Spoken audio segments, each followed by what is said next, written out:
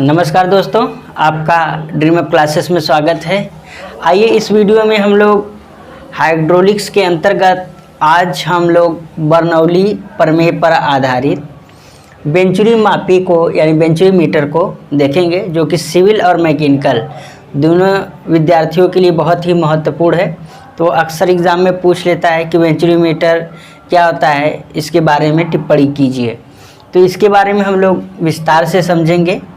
तो देखिएगा, venturi meter क्या होता है। जैसे कि किसी पाइप में जब द्रव प्रवाहित होता है तो उसके किसी भी बिंदु पर हम क्या करते हैं, विसर्जन ज्ञात करते हैं। जैसे शहरों में जल को भेजने के लिए जल निगम में क्या किया जाता है, पानी भेजा जाता है, तो उसमें कितना विसर्जन हो रहा है, डिस्चार्ज ज्ञात करने के लिए इसका प्रयोग किया जाता है। तो कैसे किया जाता है, इसी को हम लोग देखेंगे।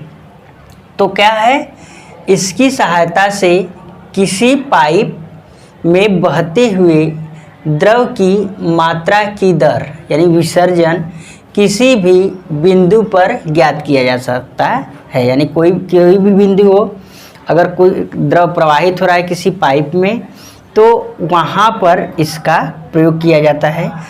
मेनली कहाँ पर किया जाता है, पानी जब पाइप में प्रवाहित हो तब। इससे हॉरिजॉन्टल, वर्टिकल, इंक्लाइंड किसी भी स्थिति में विसर्जन मापा जा सकता है। यानी कि चाहे जो पाइप हो या तो हॉरिजॉन्टल हो, ऐसे हो, चाहे वर्टिकल हो, चाहे इंक्लाइंड झुका हुआ हो, किसी भी कंडीशन में हो, हर स्थिति में हम वेंचुरी मीटर द्वारा हम पानी के विसर्जन को ज्ञात कर सकते हैं।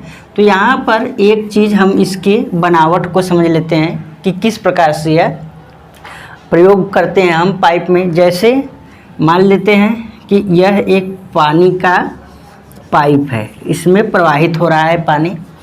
अब हमें क्या करना है कि अगर मान लीजिए हमें इस बिंदु पर ज्ञात करना है कि हमें यहाँ पर विसर्जन कितना है, तो हम क्या करेंगे, यहाँ पर हम एक क्या लगा देंगे, वेंचुरी मीटर। तो हम यहाँ पर वेंचुरी मीटर को इस प्रकार से बीच में फिट कर देंगे। इस प्रकार से हम एक यहाँ पर ये जो लगा हुआ ये क्या है, पीजोमीटर, एक यहाँ लगा देंगे और यहाँ लगा देंगे। अब लगा देंगे, अब इस पर विचार कीजिएगा। अब हम ये क्या है, ये मेन पाइप है, और मेन पाइप से ये जो भाग है, इसके कितने भाग होते हैं, इसके 3 भाग होते हैं। पहला भाग क्या है, अभिसारी शंक्वाकार नली यानी कन्वर्जेंट कोनिकल पाइप। तो पहला जो ये भाग है अभिसारी शंक्वाकार नली का एक भाग क्या करते हैं, एक सिरा मुख्य पाइप से और दूसरा सिरा क्या करते हैं, कंठ। ये वाला जो भाग है क्या है, कंठ है। कंठ के सिरे से जोड़ देते हैं, फिर बीच में क्या करते हैं, कंठ लगा देते हैं। फिर इसके बाद क्या है, डाइवर्जेंट कोनिकल पाइप, अपसारी शंक्वाकार नली। इस प्रकार से अपसारी जो शंक्वाकार नली का एक सिरा क्या करते हैं, कंठ से लगा देते हैं, थ्रोट से, और दूसरा सिरा क्या करते हैं, मुख्य पाइपलाइन से लगा देते हैं। तो यहाँ पर देखिएगा, जैसे अब इसके बनावट को देखें तो अगर मान लेते हैं पाइप का जो व्यास है वह कैपिटल डी है, तो यहाँ पर जो शंक्वाकार भाग होगा इसकी यानी कि जो कन्वर्जेंट कोनिकल पाइप, इसकी जो लंबाई होगी 2.5 डी यानी इसका 2.5 गुना होगा। और ये जो कंठ लगा हुआ है, कंठ का व्यास जो होगा इस जो मेन पाइप है उसके 1/3 से कम नहीं होगा, यानी D/3 से कम नहीं होना चाहिए। जैसे अगर मान लेते हैं जो मेन पाइप है उसका व्यास कितना है, 15 सेमी है, ठीक। तो जो कंठ है इसका व्यास कम से कम कितना होना चाहिए, इससे कम नहीं होना चाहिए। किससे, इसके 3 कर देंगे तो 5 सेमी से कम नहीं होना चाहिए, हमेशा d/3 से कम नहीं होना चाहिए, इससे अधिक ही होना चाहिए। यानी कि 5 के अलावा 6, 7, 8 कुछ भी हो सकता है, लेकिन 5 से कम नहीं हो सकता है। अब देखिएगा, और जो अपसारी शंक्वाकार नली है, इस पर हम विचार करें तो इसकी जो लंबाई है अधिक रखते हैं कितना, व्यास का 7.5 गुना, यानी 7.5 गुना अधिक रखते हैं। क्यों ऐसा करते हैं, हम इस पर भी विचार कर लेते हैं।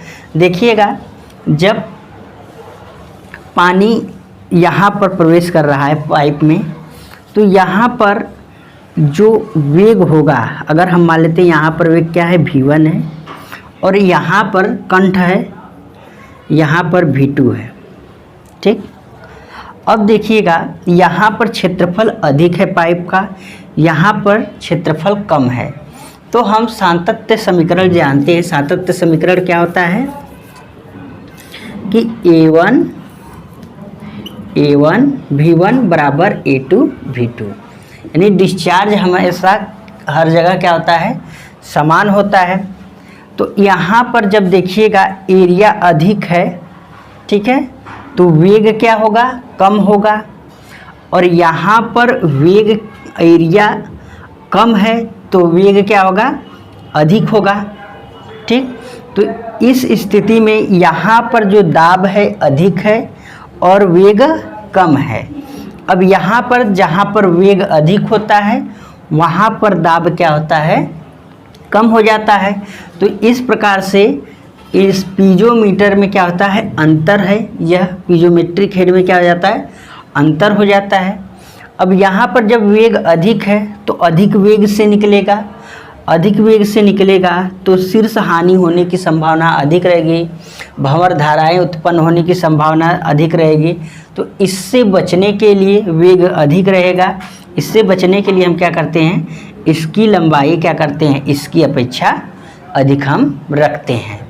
तो इस प्रकार से इसके तीनों भागों पर हमने विचार कर लिया कि कन्वर्जेंट अभिसारी शंक्वाकार नली की लंबाई 2.5 गुना होती है व्यास का, और कंठ का जो व्यास होता है वह मुख्य पाइप लाइन के 1/3 से कम नहीं होना चाहिए, उससे अधिक होना चाहिए। और तीसरा हमने समझा कि जो डाइवर्जेंट कोनिकल पाइप है वह 7.5 गुना रखा जाता है। एक महत्वपूर्ण पॉइंट हमने जो बताया कि यदि मुख्य पाइप लाइन का व्यास d हो तो कंठ का व्यास d/3 से कम नहीं होना चाहिए। और अगर हमें डिस्चार्ज ज्ञात करना हो तो कैसे हम ज्ञात करेंगे, हम क्या करें, इसका क्षेत्रफल निकाल लें। अगर इसका क्षेत्रफल यहाँ से यहाँ तक का, इसका क्षेत्रफल क्या है, मेन पाइपलाइन का A1 मान लें, और A2 हम इसका कंठ का A2 है, तो A1/A2 √A1² minus A2 square, फिर गुणा करके √2GH। इस फार्मूले से हम इस पाइप में प्रवाहित द्रव का डिस्चार्ज ज्ञात कर सकते हैं, ठीक है। अब यह जो वेंचुरी मापी है, जो उपकरण है, इसका जब प्रयोग करते हैं इसमें कुछ एजम्पशन भी हैं, मान्यताएं भी हैं कि यहाँ पर वो चीज़ फॉलो होना चाहिए। अगर फॉलो नहीं होता है तो क्या होगा, यह काम नहीं करेगा। तो पहला क्या मान्यता है, कंडीशन क्या है कि वेंचुरी मीटर में द्रव भरकर बहता है। यह माना जाता है कि जो द्रव प्रवाहित हो रहा है इस पाइप में वेंचुरी मीटर में, वह द्रव पूरा भरकर के बह रहा है। दूसरा क्या है, वेंचुरी मीटर में द्रव का प्रवाह असंपीड्य है, यानी जो द्रव इसमें बह रहा है वह क्या है, असंपीड्य है, उस पर प्रेशर के कारण दबाव नहीं उत्पन्न हो रहा है। तीसरा है, कंठ पर दाब द्रव के वाष्प दाब से अधिक रहता है। जो कंठ देख रहे हैं, क्योंकि यहाँ पर प्रेशर अधिक हो जा रहा है, तो इस कारण क्या करते हैं कि जो दाब रखा जाता है वाष्प दाब से अधिक रखा जाता है। अगर वाष्प दाब से कम हो जाएगा तो यह वाष्पीकृत होने लगेगा, जिसके कारण यहाँ पर बाधाएं उत्पन्न होने लगेंगी और हमारा मान सही नहीं आएगा। तो पानी के लिए कंठ पर दाब 2.5 मीटर के शीर्ष से अधिक रखते हैं। तो इस प्रकार से यहाँ पर जो वाष्प दाब रखा जाता है, जो दाब रखा जाता है वह 2.5 मीटर से अधिक रखा जाता है पानी के शीर्ष में। चौथा है मुख्य एवं कंठ के व्यासों का अनुपात 2/1 से 4/1 तक रखा जाता है। यानी जो ये मुख्य है मेन पाइपलाइन और एक कंठ का जो व्यास है, इनके बीच जो रेशियो रखा जाता है वह 2/1 से 4/1 तक रखा जाता है। तो इस प्रकार से हम वेंचुरी मीटर को परिभाषित कर सकते हैं, इसको समझ सकते हैं। हमें उम्मीद है कि वेंचुरी मीटर आपको समझ में आ गया होगा। इसके बाद मैं एक और भी सूचना देना चाहता हूं कि आप लोग सिविल सेकेंड ईयर और थर्ड ईयर के विद्यार्थी एग्ज़ाम के बाद कौन सा सब्जेक्ट पढ़ना चाहते हैं वो कमेंट ज़रूर करें। उसी के आधार पर मैं एग्ज़ाम के बाद सब्जेक्ट को पढ़ाऊँगा। तो आप लोग अभी तक जिसने भी सब्सक्राइब नहीं किया तो सब्सक्राइब कर लीजिए और अधिक से अधिक शेयर करें ताकि सभी लोगों तक यह वीडियो पहुंच जा सके। अब आइए आरफिस मीटर को समझ लेते हैं कि आरफिस प्लेट क्या होता है। तो जैसे आरफिस क्या होता है हमने इसके पहले भी वीडियो में उसमें विस्तार से बताया हुआ है। आरफिस क्या होता है, आरफिस कितने प्रकार के होती हैं। आरफिस क्या होता है, एक छेद होता है, छिद्र होता है। कैसा, जैसे अगर टंकी कोई है, ठीक है, टंकी है और इसमें क्या है, द्रव भरा हुआ है। तो द्रव भरा हुआ है तो अगर यहाँ पर एक क्या कर दे, हम छेद कर दे बहुत छोटा सा, तो अब इससे पानी निकलने लगेगा। तो यही क्या कहलाएगा, यही छिद्र क्या हो जाता है, आरफिस हो जाता है। और यह क्या होता है, यहाँ पर प्रेशर अधिक होता है और इधर कम होता है। तो अधिक प्रेशर से कम प्रेशर में द्रव का प्रवाह होता है। तो इस प्रकार से आरफिस का मतलब क्या होता है, एक बहुत पतला सा छेद। तो यहाँ पर क्या है कि एक पतली प्लेट में तेज किनारे वाला छेद आरफिस कहलाता है। एक छेद वाली प्लेट को, यानी कि यही छेद वाली प्लेट को आरफिस प्लेट कहते हैं। जब इस प्लेट का उपयोग द्रव का विसर्जन मापन में किया जाता है तो इसे आरफिस मीटर कहते हैं। तो यहाँ पर आरफिस क्या है, एक बहुत पतली पट्टी है, एक प्रकार से मान लीजिए। इस प्रकार से अगर हम इसका क्रॉस सेक्शन बनाएं, ठीक है, तो इस प्रकार से अगर होगा, एक पतली सी पट्टी है और इसमें क्या कर दिया हमने, एक होल बना दिया। तो यही होल क्या हो जाएगा, इसी को, इस पूरे प्लेट को ही हम क्या बोलेंगे, आरफिस प्लेट बोलेंगे।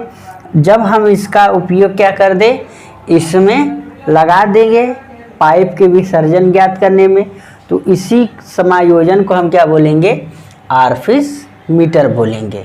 तो आरफिस प्लेट की सहायता से क्या मापते हैं, विसर्जन मापा जाता है। वेंचुरी मापी की अपेक्षा कम स्थान घेरता है। वेंचुरी मापी मीटर की अपेक्षा इसका जो मूल्य होता है कम होता है। तो इसका प्रयोग हम कैसे करते हैं, विसर्जन कैसे ज्ञात करते हैं। जैसे यह क्या है, आपने देखा होगा कि दो पाइपों को किस प्रकार से जोड़ते हैं। हम फ्लैंज देखे होंगे आप लोग, तो फ्लैंज की सहायता से हम क्या करते हैं, एक दूसरे पाइपों को जोड़ते हैं। तो इसी जैसे दो पाइप है, इन दो पाइपों, ये दो पाइप हैं, ठीक है, जैसे यह पाइप है, अब यहाँ पर ये फ्लैंज हो गया इस प्रकार से, ठीक है, और इस प्रकार से दो फ्लैंज वाली क्या है, ये पाइप है, इस प्रकार से है। अब क्या किया, हम बीच में यही प्लेट को लगा दिए। जब प्लेट लगा देंगे तो अब यही क्या हो जाता है, आरफिस मीटर का काम करने लगता है। अगर हम मान लें कि जो हमने यह प्लेट लगाया हुआ है उसका ये जो छिद्र है उसका व्यास क्या है, D2 है, और जो मेन पाइप है उसका जो व्यास है वह D1 है। तो इसके हम थोड़ा समायोजन के बारे में पढ़ते किस प्रकार से यह काम करता है। तो अब क्या है कि यहाँ पर देख रहे हैं कि जो पीजो, जो इसमें क्या लगा हुआ है, नली लगी हुई है, पीजोमीटर लगा हुआ है, ठीक है। तो अब पीजोमीटर का ये जो पाइप है, इसका एक सिरा इस जो ये दिखाई दे रहा है हमें प्लेट, तो इस ऑरिफिस प्लेट से हम D1 दूरी पर लगा लेते हैं, ठीक। और दूसरा इस तरफ हम क्या करते हैं, D1 का आधा दूरी पर लगाते हैं, ठीक है।